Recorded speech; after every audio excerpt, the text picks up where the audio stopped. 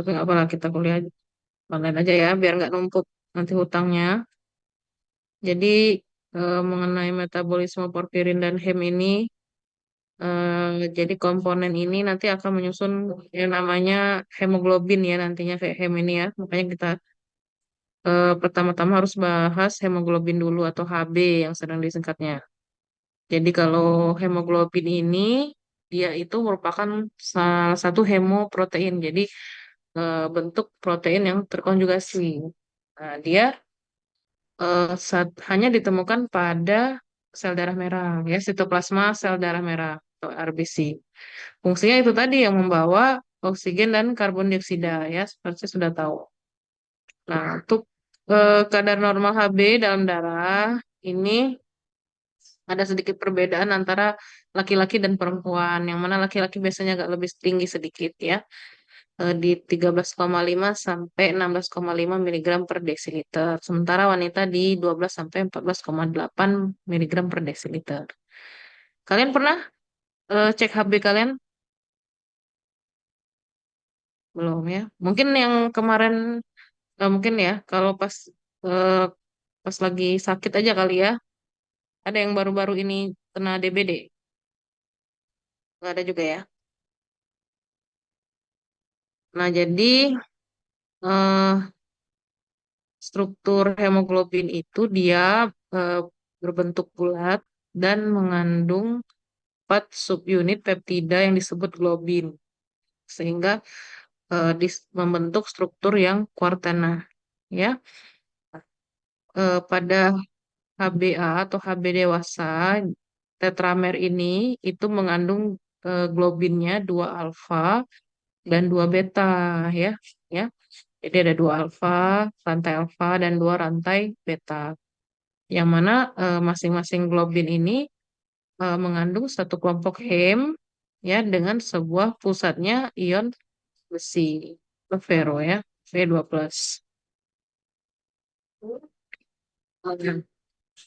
Hem ini kan tadi sebuah metaloporfirin jadi dia ya. Karena apa disebut metaloporfirin? Karena dia mengandung porfirin dan satu kation besi metal ya, yaitu Fe2+, ya. Jadi dia bentuknya tetrapirol siklik ya. Apa? Tetra ya, segi empat itu ya. Jadi ini cincin pirolnya yang diri dari ini. Nah, jadi eh, hem tadi kan ada porfirin sama ada besinya. Nah, sedangkan porfirin itu sendiri merupakan sebuah molekul siklik yang dibentuk oleh 4 cincin pirol yang dihubungkan melalui jembatan metionil, yang mana juga memiliki 8 rantai samping di masing-masing dua di setiap pirolnya. Ya, jadi ini misalnya ini satu pirol, ya, dua, tiga, empat. Terus masing-masing ada dua rantai samping lagi. Ya, totalnya 8. Nah, rantai samping ini ternyata ada beberapa kelompok, ya, ada 4 macam. Yang pertama asetil, ya, kemudian ada propionil, ada metil dan juga vinil, ya, rantai sampingnya. Jadi porfirin yang berbeda akan memiliki sifat rantai samping yang bervariasi. Jadi bergantung pada kelompok substitusi, terbagi menjadi seri satu dan seri 3. Kalau seri satu susunannya simetris, sementara seri 3 susunannya asimetris, ya. Selanjutnya mengenai sifat besi pada heme. Jadi atom nitrogen tadi dari 4 cincin pirol dapat membentuk kompleks dengan logam, ya, salah satunya tadi Fe2+ dan Mg2+ atau magnesium, ya. Nah, jumlah ikatan koordinat dengan besi di hem itu ada 6, ya.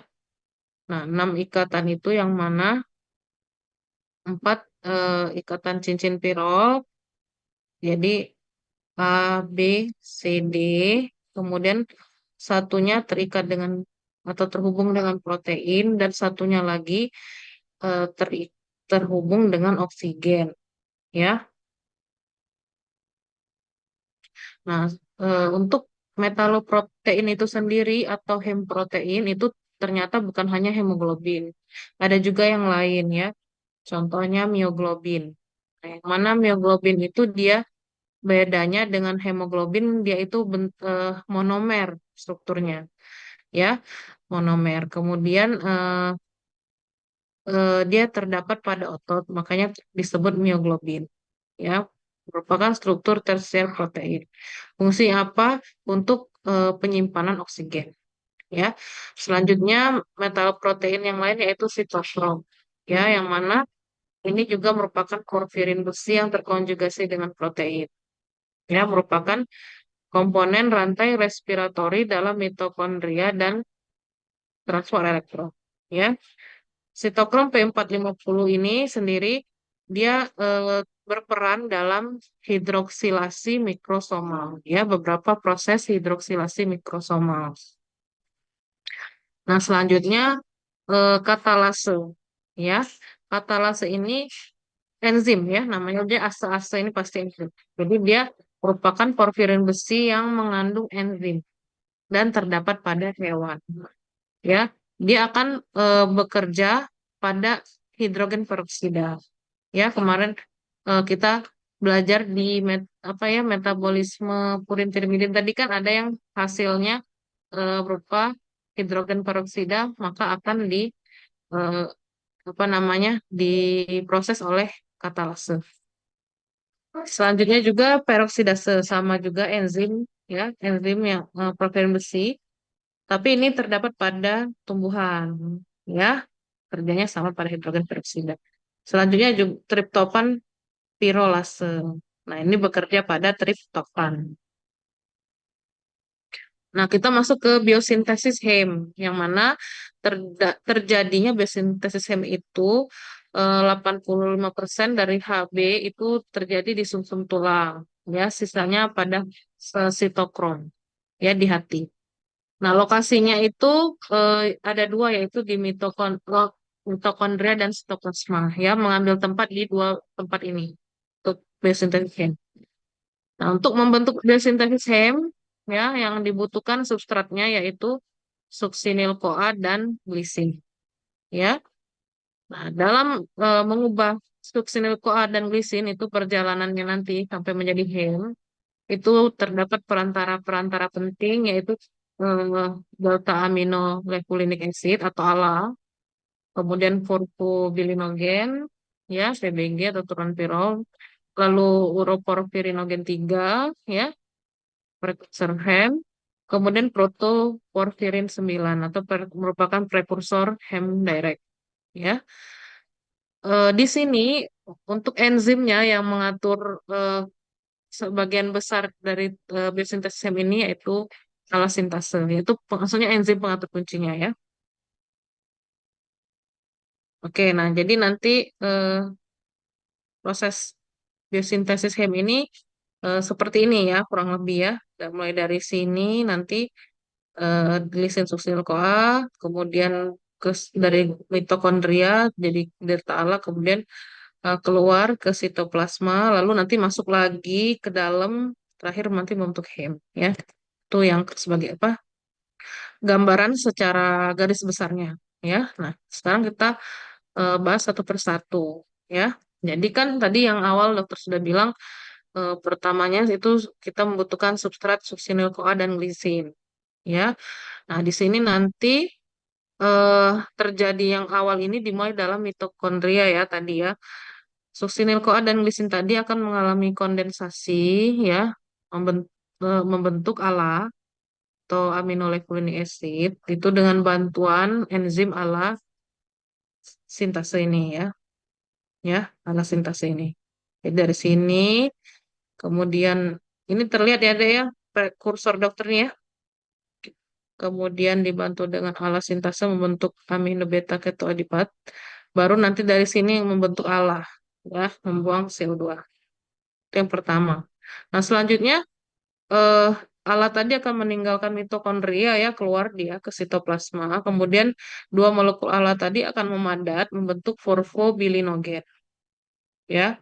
Porfobilinogen ini reaksi ini akan dikatalisasi oleh yang namanya aldehidratase atau nama lainnya porfobilinogen sintase. Ya.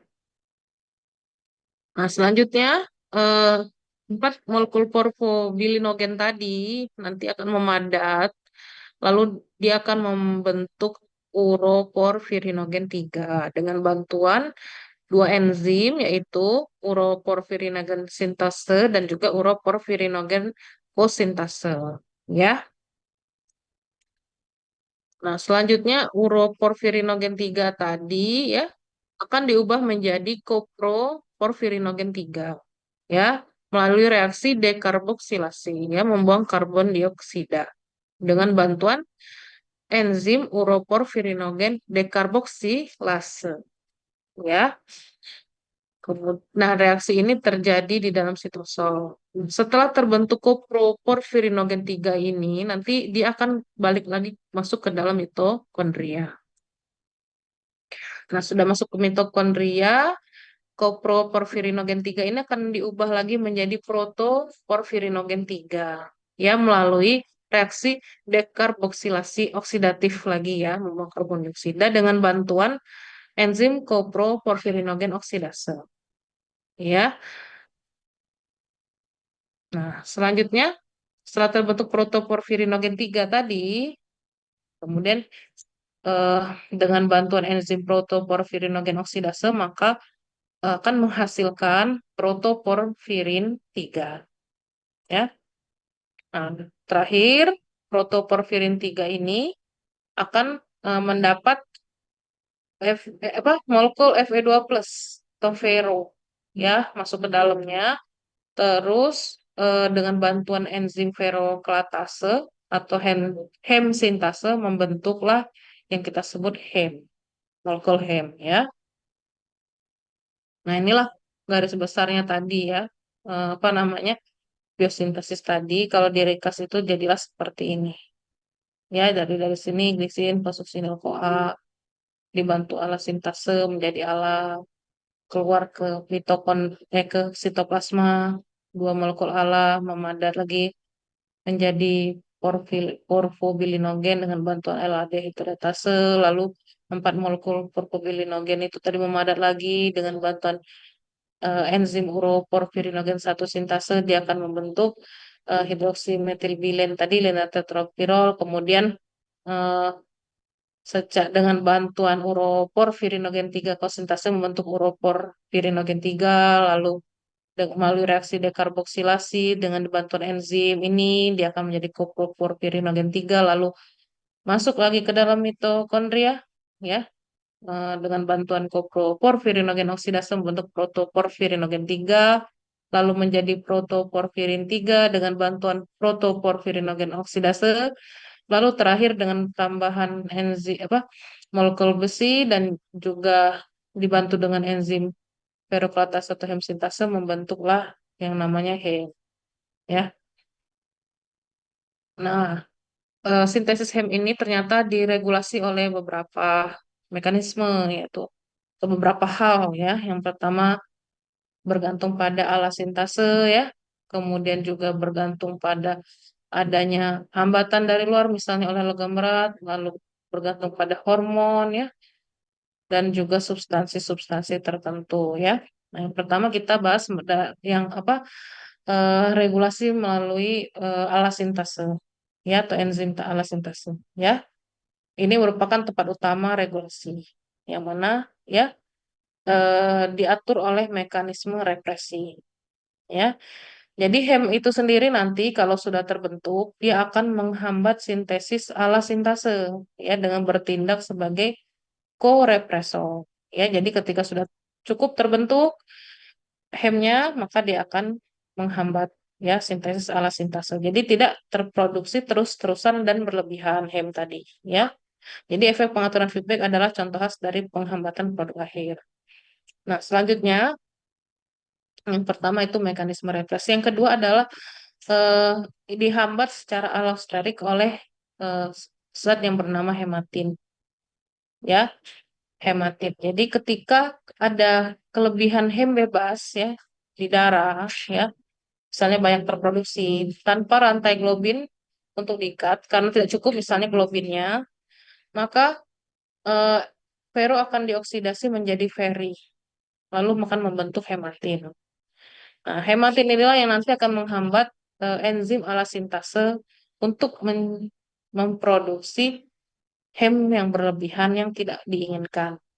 Ya, jadi hematin juga akan menghambat translokasi alasintase dari sitoplasma ke dalam mitokondria tempat terbentuknya substrat suksina CoA. Dengan demikian sintesis hem tadi akan dihambat sampai nanti ada cukup rantai globin yang tersedia. Ya, oke, selanjutnya eh, alasintase tadi ternyata beberapa obat-obatan dapat mengakibatkan menurunnya sintesis ALA. Contohnya yaitu INH atau isonicotininic acid hydrozide, atau ini merupakan salah satu obat anti tuberkulosis. Ya, yang mana cara kerjanya itu dia akan menurunkan ketersediaan piridoksal fosfat sehingga mempengaruhi sintesis HEM. Ya, pada pasien-pasien TB yang mendapat pengobatan INH, maka dari itu biasanya akan selalu selain obat juga akan diberikan suplemen tambahan vitamin B6 ya, untuk mencegah terjadinya defisiensi vitamin B6, karena akan berbahaya dapat menurunkan sintesis ALA ini dan pada akhirnya nanti kan menurunkan HB ya, HEM ya, mengganggu biosintesis HEM. Oke, kemudian untuk regulasi sintesis HEM selanjutnya itu ternyata eh, juga dapat dipengaruhi oleh atau dihambat oleh adanya logam berat ya. Jadi suatu keracunan logam ya. Contohnya adalah timbal. Ya, ternyata dapat apa namanya menghambat enzim ala dehidratase dan ferroklastase. Ya, berbahaya. Selanjutnya yang ketiga adalah hormon eritropoietin atau EPO. Jadi dia merupakan sudah kita pelajari ya kemarin di biokimia darah, yang mana apa namanya ginjal kan mengeluarkan memproduksi hormon tersebut ini eritropoietin, yang mana fungsinya adalah menstimulasi produksi dari eritrosit.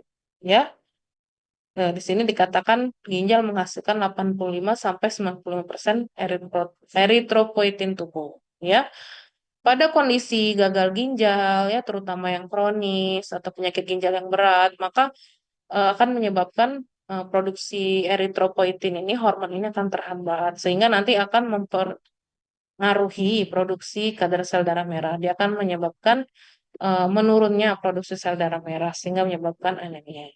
Maka dari itu, pasien-pasien dengan gagal ginjal kronik itu pada umumnya dia juga akan mendapatkan bantuan atau suplementasi hormon eritropoietin dari luar.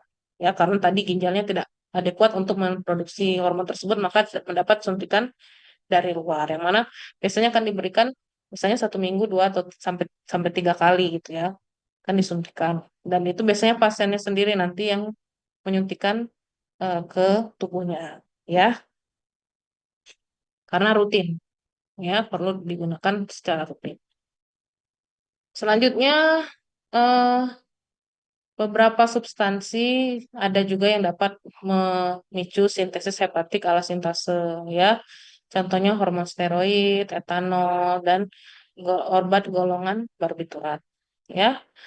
Yang terakhir, jadi karena seperti kita ketahui bahwa hampir semua obat itu akan dimetabolisme dalam hati oleh sitokrom P40. Jadi jumlahnya maksimal digunakan untuk pembentukan sitokrom P40 yang pada gilirannya mengurangi konsentrasi, ya, dapat mengurangi konsentrasi HEM intraseluler ya. Jadi maksudnya di sini obat-obatan yang mungkin lama dikonsumsi atau banyak itu juga ternyata dapat mempengaruhi produksi HEM karena dia akan mempengaruhi sitokrom P450 ini ya.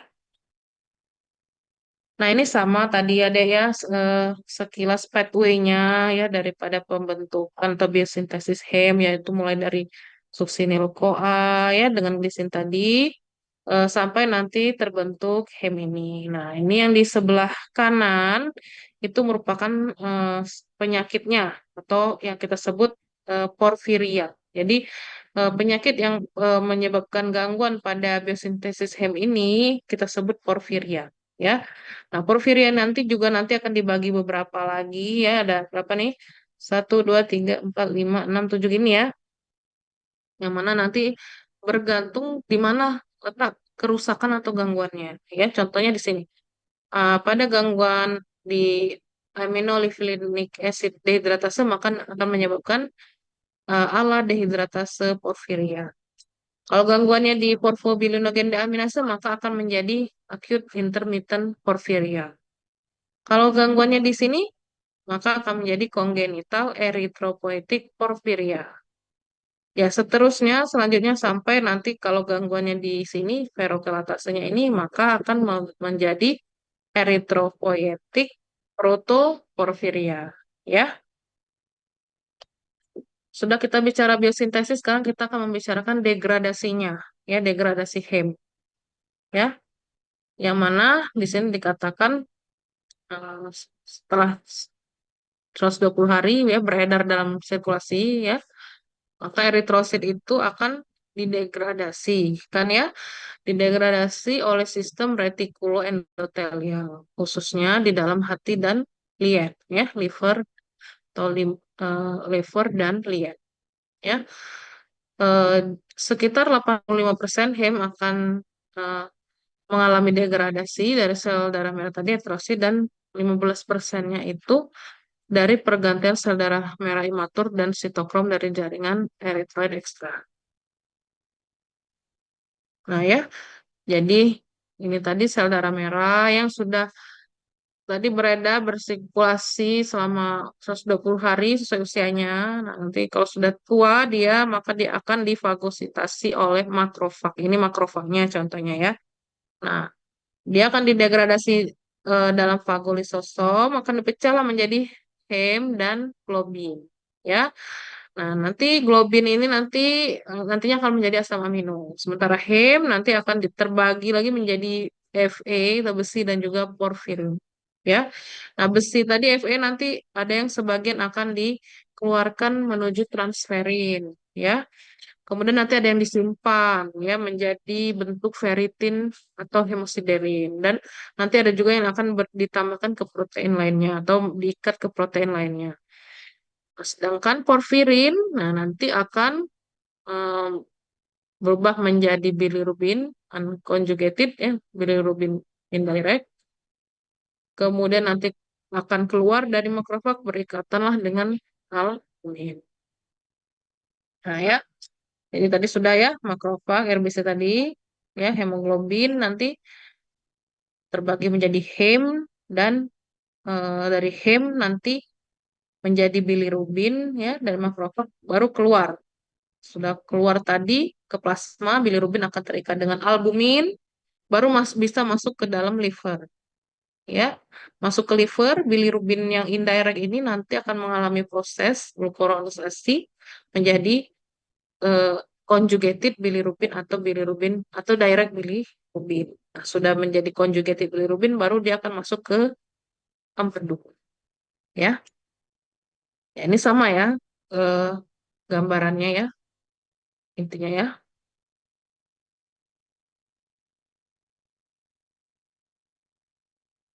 Nah, jadi kita bicara mengenai degradasi hem tadi yang pertama eh, tadi kan hem apa namanya hemoglobin tadi ya, hem tadi ya, itu akan diubah menjadi bilirubin, ya. Nah, mana itu akan dikatalisasi oleh sistem oksigenasi hem mikrosomal dari sel retikuloendotelium, ya, sistem. Kemudian ditambah ada apa dengan adanya bantuan dari NADPH dan oksigen, ya, enzim akan menambahkan gugus hidroksil ke jembatan metil antara dua cincin pirol dengan oksidasi besi ferus secara bersamaan menjadi ferin. Nah, jadi oksidasi kedua oleh sistem enzim yang sama akan menghasilkan pemecahan cincin porfirin, yang mana besi, feri, dan karbon monoksida akan dihasilkan, kemudian akan menyebabkan produksi pigmen hijau biliverdin. Ya, nah, lalu setelah biliverdin berkurang, dia akan membentuk bilirubin merah oranye. Ya, biliverdin dan turunannya secara kolektif disebut dengan pigmen empedu. Ya, catat. Jadi ini gambaran tadi ya, secara ilustrasinya. Jadi hem tadi dipecah tadi dengan bantuan oksigen dan NADPH ya, kemudian juga mengubah apa namanya, diubahlah nanti menjadi apa besi tadi, feri, oksidasi besi feros menjadi feri. Di sini dia akan menjadi biliverdin ya, yaitu pigmen hijau ya. Nah, nanti dengan bantuan NADPH lagi, kemudian juga dengan bantuan enzim biliverdin reduktase, barulah nanti akan berubah menjadi bilirubin atau pigmen merah oranye tadi. Nah, di sini nanti baru keluar dari makrofag akan berikatan dengan albumin, ya. Nah, di sini nanti setelah berikatan dengan albumin ya, membentuk kompleks bilirubin albumin, baru dia akan masuk ke dalam liver. Ya, di sini nanti ya, selanjutnya nanti ya. Nah, ya sampai sini dulu. Sampai sini, sampai bilirubin ini. Nah, selanjutnya, ya, ini tadi ya, karena hanya sedikit larut dalam plasma, kemudian oleh karena itu diangkut ke hati dengan mengikat secara kovalent ke albumin tadi ya. Nah, sehingga ada beberapa obat ya, yang seperti contohnya salisilat dan sulfonamid itu dapat menggantikan bilirubin dari albumin. Jadi dia yang seharusnya bilirubin mengikat albumin.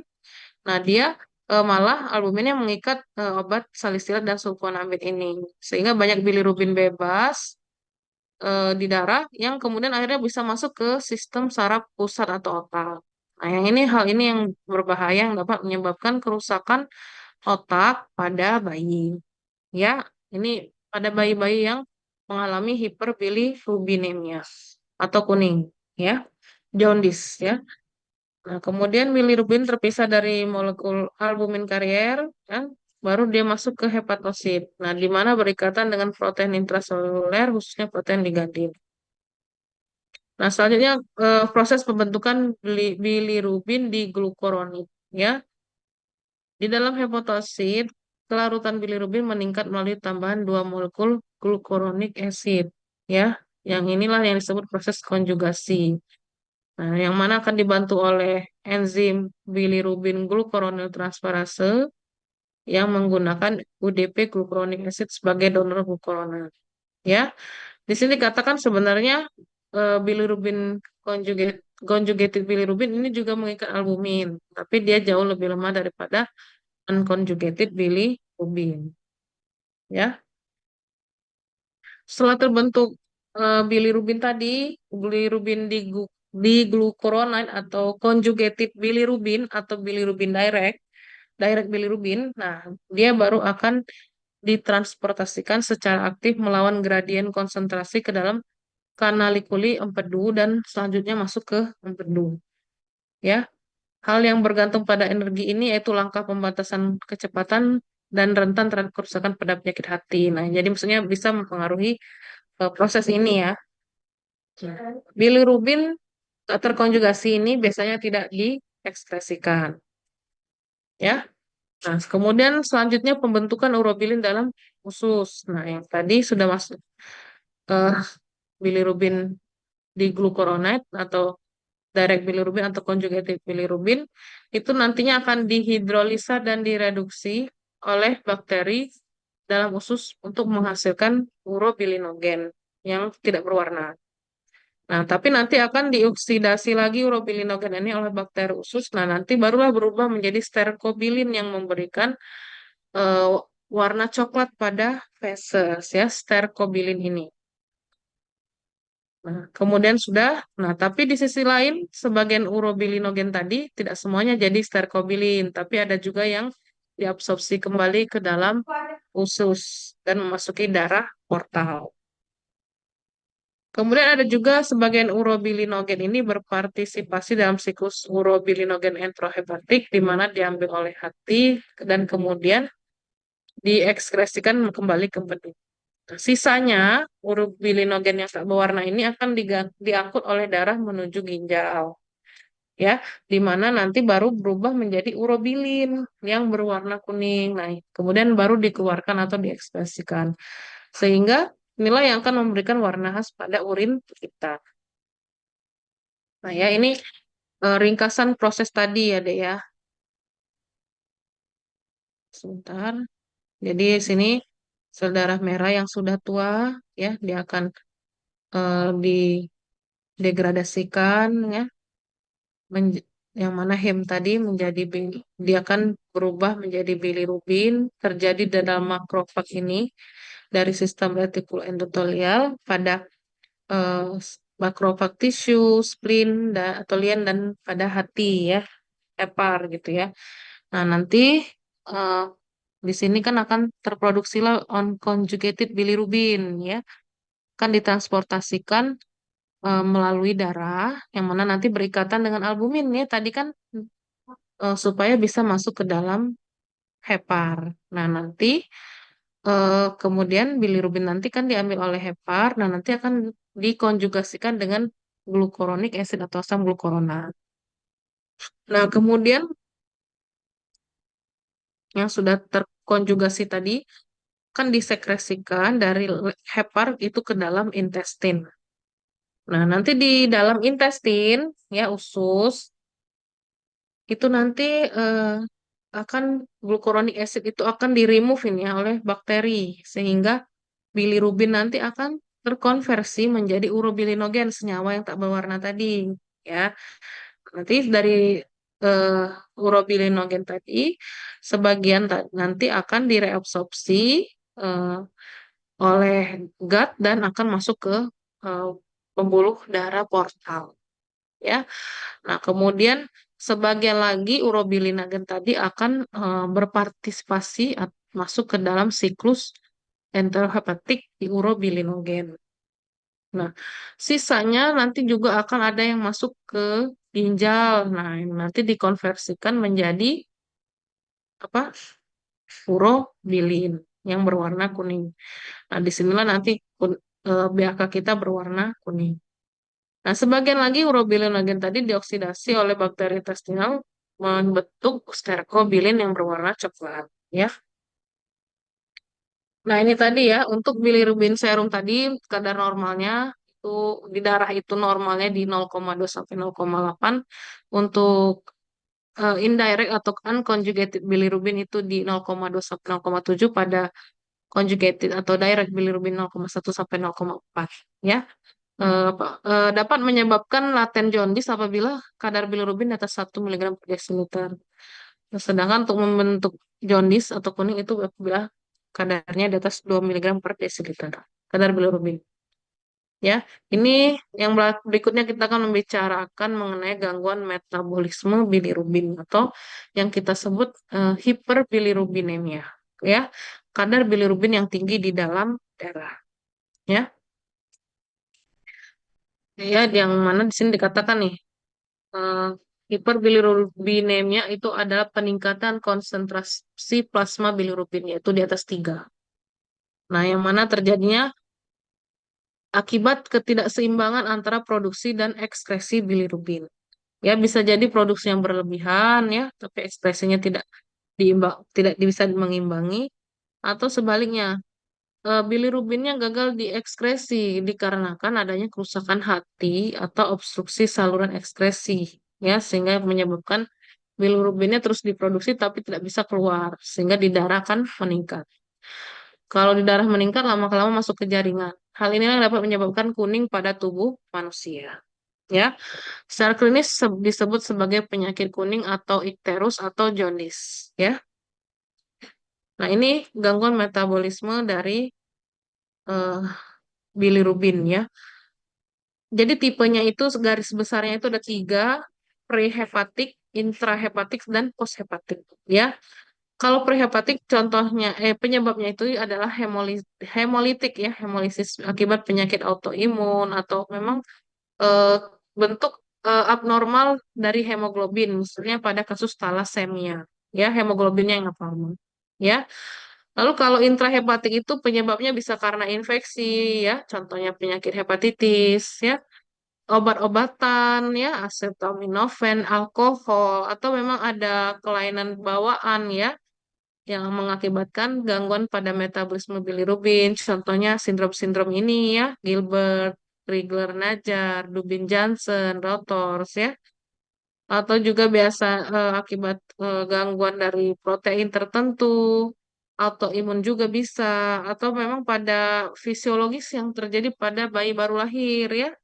Fisiologis artinya memang karena apa tidak apa dia akan hilang sendiri seiring waktu ya, tidak berbahaya, tidak patologis ya.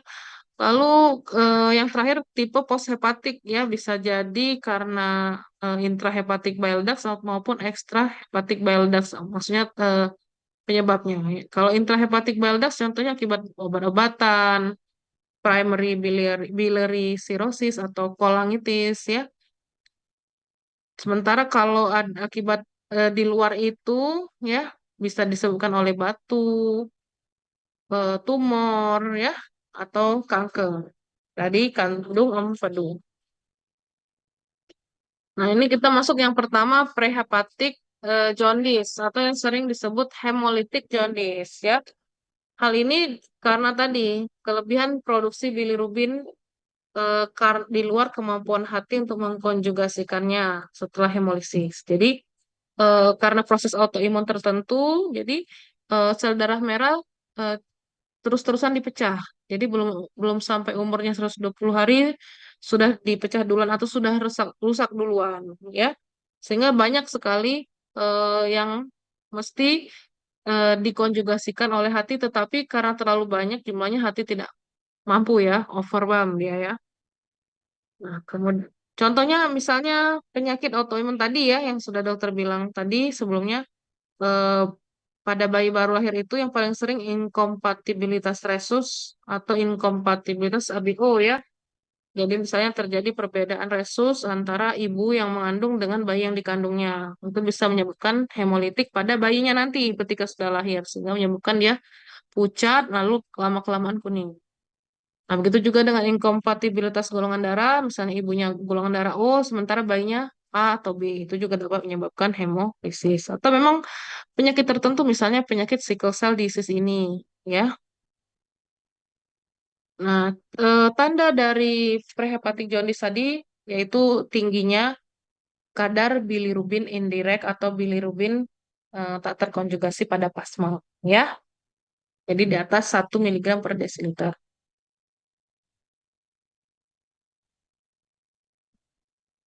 Ya, jadi ini ya yang banyak-banyak yang lisis sel darah merahnya sehingga banyak yang terproduksi bilirubinnya ya. Yang heparnya tidak mampu mengatasi yang terlalu banyak lisis tadi, ya. Nah, yang kedua intrahepatik, jadi kelainannya di heparnya, ya.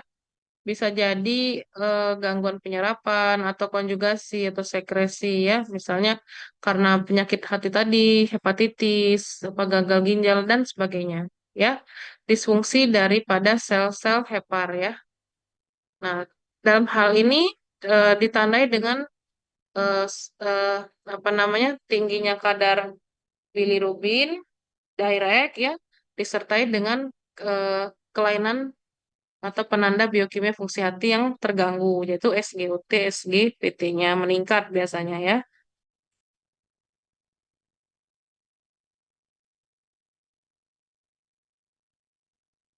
Nah, yang terakhir ini post hepatic jaundice biasanya disebabkan oleh penyumbatan biliary tree ya. Jadi di sini dia setelah hepar sumbatannya di sini ya di biliary tree ya. Jadi bilirubin plasma terkonjugasi dan metabolit empedu lainnya seperti asam empedu akan terkumpul atau terakumulasi di dalam plasma. Ya, apa tandanya? yaitu tinja yang berwarna pucat. Dikarenakan tidak adanya bilirubin fekal atau urobilin ya. Jadi dia terhambat di sini ya. Tidak bisa masuk ke usus atau gut ya. Dia cuma bisa masuk ke dalam ginjal saja. Ya, akibatnya apa? Karena berlebihan nanti justru urinnya akan berwarna gelap ya, peningkatan bilirubin terkonjugasi. Ya, akan tetapi dalam obstruksi lengkap ya, yang mana juga tidak bisa ke ginjal, maka urobilin juga tidak ada di dalam urin. Ya, ini tadi ya ringkasannya ya, ini yang prehepatik atau jaundice akibat anemia hemolitik ya, ekses hemolisis yang berlebihan sehingga menyebabkan bilirubin unconjugated atau bilirubin indirect yang meningkat di dalam darah. Kalau intrahepatik contohnya hepatitis itu yang meningkat bilirubin indirect dan juga bilirubin direct, dua-duanya meningkat. Sedangkan pada kasus post hepatic jaundice akibat misalnya biliary biliary duckstone ya Sofi ya biasa di biliary duckstone ya ini akan menyebabkan peningkatan bilirubin direct ya. Nah, ini differential diagnosis of jaundice ya, tadi ya, prehepatik, intrahepatik, posthepatik. Ini dari segi pemeriksaan laboratoriumnya. Yang ini kadar bilirubin directnya, ini SGOT atau SGPT, ini alkalin fosfatase, ini bilirubin urin, ini urobilinogen urin. Ya, jadi contohnya cara bacanya kalau prehepatik jaundice maka bilirubin directnya tidak ada ya, ya. Yang meningkat tadi apa? Bilirubin direct kan? Ya, bilirubin directnya normal. Terus apa namanya enzim hati apa tuh penan fungsi hatinya gimana? SGOT SGPT-nya normal, alkalin fosfatasenya normal ya. Bilirubin urinnya tidak ada ya. Urobilinogen urinnya ada ya. Kalau intrahepatik tadi bilirubin conjugatednya meningkat ya. Yang unconjugated juga meningkat ya. Kemudian juga eh, fungsi hatinya juga SGOT SGPT-nya meningkat ya. Itu cara bacanya ya. Nah, ini masuk ke neonatal jaundice atau kuning pada bayi baru lahir ya, atau newborn ya. Jadi biasa terjadi terutama pada bayi prematur ya. Dan ini sifatnya ringan atau dapat hilang dalam 10 hari pertama. Akibat apa? Enzim yang terlibat dalam konjugasi bilirubin itu belum matang sepenuhnya. Dikarenakan tadi prematur atau preterm atau belum cukup bulan. Ya.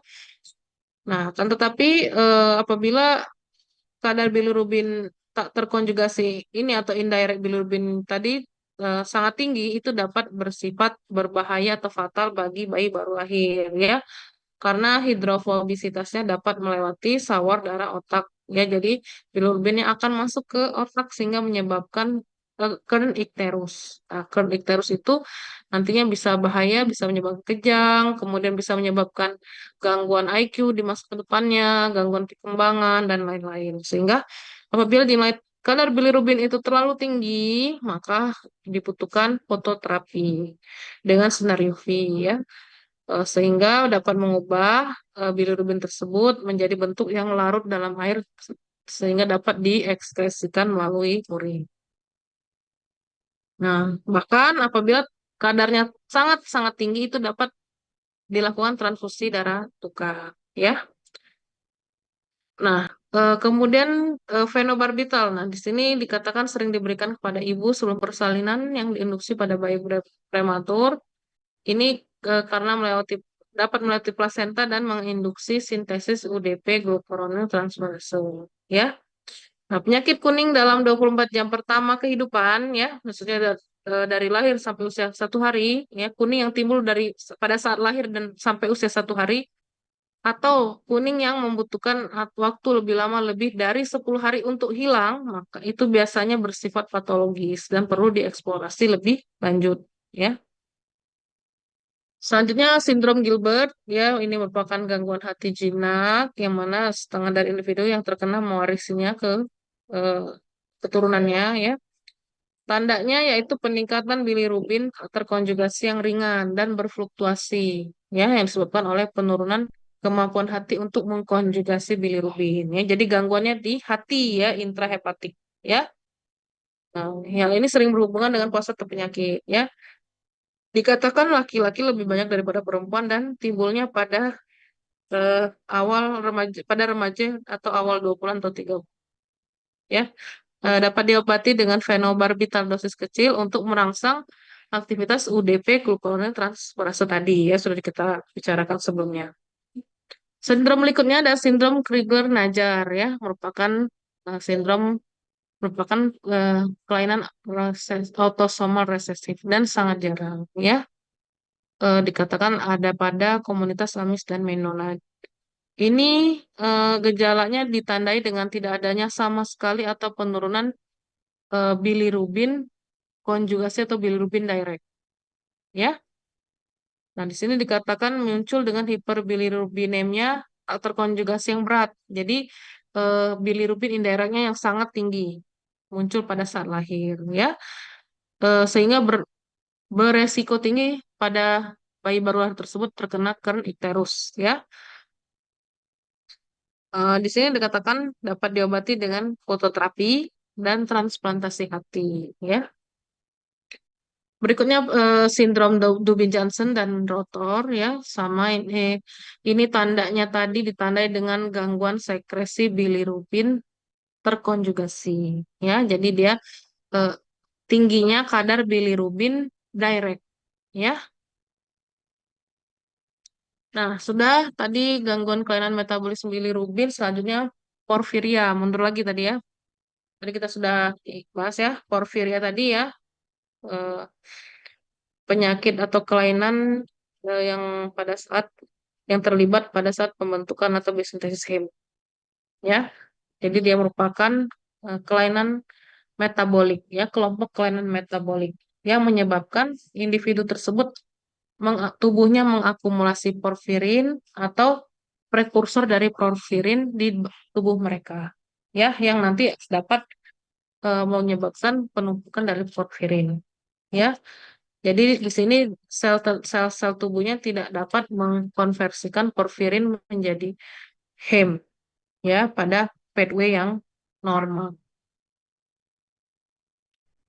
Di sini dikatakan porfiria merupakan penyakit genetik ya in which activity of one of the enzyme involved in heme synthesis decrease. Jadi penurunan enzim-enzim yang terlibat pada sintesis heme, contohnya tadi ya PBG sintase, porfobilinogen deaminase dan lain-lain ya.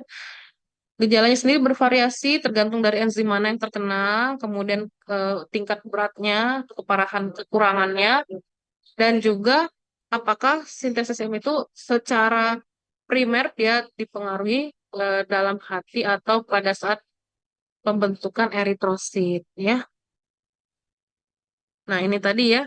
Jadi akibat adanya mutasi pada DNA menyebabkan abnormalitas pada eh, enzim dari sintesis heme, kemudian nanti terbagi dua lagi, ada yang akumulasi daripada ALA dan PBG dan atau penurunan eh, dalam heme pada sel dan cairan tubuh, nah sehingga menyebabkan tanda dan gejala neuropsikiatrik. Yang ke, di sisi lain itu juga bisa menyebabkan akumulasi porfirinogen di dalam kulit dan jaringan ya sehingga menyebabkan oksidasi spontan dari porfirinogen menjadi porfirin sehingga mengakibatkan kulit akan mengalami fotosensitivitas atau ya. Nah, ini ya eh, simptom umum daripada porfiria ya. Yang pertama itu adalah occasional episodes of severe neurological symptom. Jadi gejala pada neurologis yang berat ya. Contohnya abdominal pain atau dan mental confusion atau kerusakan saraf yang permanen sehingga bisa menyebabkan kematian ya yang apabila tidak ditangani dengan benar. Yang kedua tadi fotosensitivitas ya, akibat pembentukan dari radikal superoksida ya, sehingga menyebabkan kerusakan kulit akibat paparan daripada cahaya ya. This is attributable to elevated levels of light absorbing pathway intermediates and their degradation products ya, akibat apa namanya peningkatan light absorbing pathway intermediates ya, dan produk degradasinya sehingga menyebabkan fotosensitif. Nah, selanjutnya dia eh, apa namanya akan diekspresikan secara berlebihan pada urin dan feses sehingga menyebabkan eh, atau mengakibatkan urin dapat berwarna port wine ya, gelap seperti wine ya. Nah, porfirin ini juga nanti akan terbagi menjadi dua grup, yaitu eritropoietik dan hepatik porfiria ya. Jadi kalau hepatik porfiria itu dapat bersifat akut maupun kronis ya. Hal ini disebabkan oleh defek apa secara apa diturunkan kelainan ini ya, atau bisa juga didapat ya, didapat ya. Contohnya eh, kalau yang penyakit genetik itu ya tadi gangguan pada pembentukan enzim tertentu, tapi bisa juga didapat itu karena akibat eh, disfungsi hati atau hepar, penyakit hepar gitu tadi, atau keracunan timbal ya, logam berat. Nah, ini tadi ya sudah kita tampilkan di awal-awal tadi. Ini adalah pathway-nya dari biosynthesis heme dan di sebelah kanan ini adalah kelainannya porfirianya ya. Eh, Tergantung daripada enzim mana yang menyebabkannya. Nah, di sini yang pertama dikatakan acute hepatic porphyria, jadi porphyria hepatik akut. Nah, ini eh, contohnya ya. Yang pertama acute intermittent porphyria. Nah, yang ini ya acute intermittent porphyria ini termasuk pada hepatik eh, porfiria, akut hepatik porfiria akibat defisiensi daripada enzim uro ini ya porfobilinogen deaminase ya. Kemudian juga eh, gangguan pada prekursor porfirin pada hati, pada delta aminolevulinic acid atau ALA dan porfobilinogen. Nah, kemudian juga yang termasuk akut hepatik porfiria adalah variegate porfiria ya. Ini ya, variegate porfiria, lalu hereditary coproporfiria ya, hereditary coproporfiria gangguan di sini ya. Sehingga menyebabkan gangguan atau manifestasi kulit. Nah, jadi ketika terjadi serangan, maka harus segera diberikan injeksi human hemin, ya, human hemin, ya. Jadi untuk tata laksana itu termasuk pencegahan juga, jadi harus dihindari faktor-faktor pencetus dan juga sebisa mungkin melindungi kulit dari paparan sinar matahari untuk mencegah manifestasi kulit. Nah, ini porfiria cutanea tarda ya. Porfiria cutanea tarda tuh yang ini ya, gangguan di sini ya. Nah, ini merupakan porfiria kronis pada liver and erythroid tissue ya, jaringan hepat dan erythroid akibat defisiensi dari enzim uroporfirinogen dekarboksilase dan biasanya tidak bergejala sampai usia 40 sampai 50 tahun. Sebentar ya, dokter.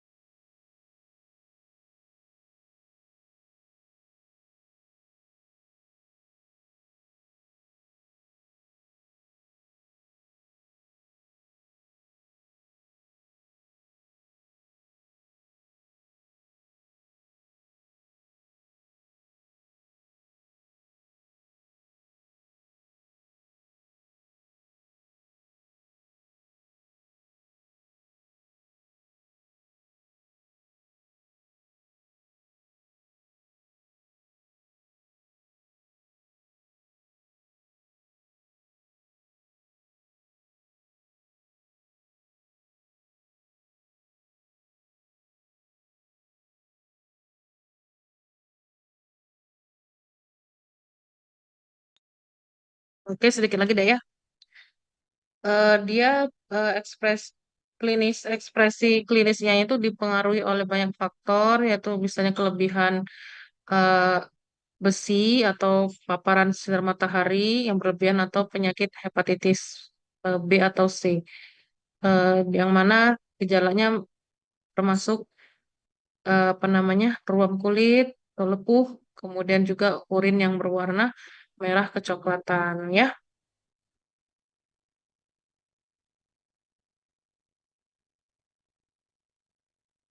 Nah, selain hepatik porfiria tadi kan golongan yang kedua adalah eritropoietik porfiria. Nah, ini ada dua contohnya kongenital eritropoietik porfiria dan eritropoietik protoporfiria. Jadi, kongenital eritropoietik porfiria dan eritropoietik protoporfiria yang ini ya. Nah, ini enzim yang terganggunya ya,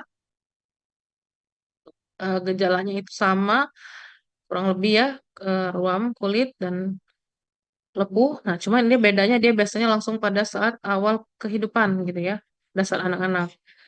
Dan juga bisa juga tandanya adalah terjadinya sirosis hepatis ya, kolestatik ya, dan juga gagal hepar yang progresif ya. Tata laksananya yaitu tadi suportif ya, bersifat untuk apabila ada mualnya atau nyerinya, kemudian pemberian hemin tadi untuk menurunkan sintesis alasintase, kemudian juga menghindari paparan sinar matahari dan obat-obatan atau faktor pencetus tertentu. Nah, ini ya, kelainan-kelainan tadi ya. Ini bisa kalian baca sendiri ya. Contohnya yang ini misalnya lead poisoning, ini akan mengganggu ferrokelatase dan ala dehidratase ya. Kemudian menyebabkan porfirin 3 dan ala accumulating urin ya. Contohnya akut intermittent porfiria, misalnya kelainannya di sini dari porfobilinogen ke hidroksitirbilen ini ya. Biasanya kekurangan enzim hidroksimetilbilen sintase ya, menyebabkan porfobilinogen dan aminolevulinic acid atau ALA terakumulasi di urin sehingga urinnya nanti berwarna gelap apabila dilihat melalui sinar gitu ya. Nah, tapi di sini biasanya pasiennya tidak fotosensitif. Ya, ya silakan nanti dibaca mandiri saja yang ini ya. Kelainan-kelainannya, cara membacanya tadi cukup jelas menurut dokter. Nah, selain genetik, ternyata porfiria itu bisa juga didapat ya. Nah, contohnya pada kasus di Turki tahun 50-an sudah lama sekali ya, keracunan hexochlorobenzen ya yang digunakan untuk sebagai fungicide atau fungisida ya untuk apa ya menghancurkan hama jamur kali ya maksudnya di sini ya. Pada tanaman-tanaman gandum misalnya ya. Kemungkinannya maksud dokternya tanaman gandum gandum sehingga anak-anak yang makan rotinya itu yang terkena apa namanya hexochlorobenzen itu eh, mengaki- mengakibatkan gangguan pada enzim porfirinogen dekarboksilase sehingga menyebabkan acquired porfiria cutanea tarda ya gejalanya hypertrichosis atau sehingga disebut monkey children karena tangannya berbulu, muka-mukanya juga berbulu seperti monyet ya.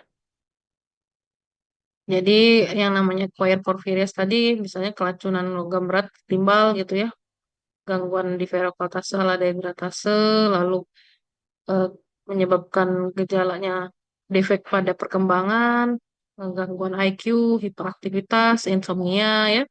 Sedangkan pada dewasa itu menyebabkan nyeri perut yang berat, mental confusion, dan lain-lain. Oke, sekian kuliah kita hari ini.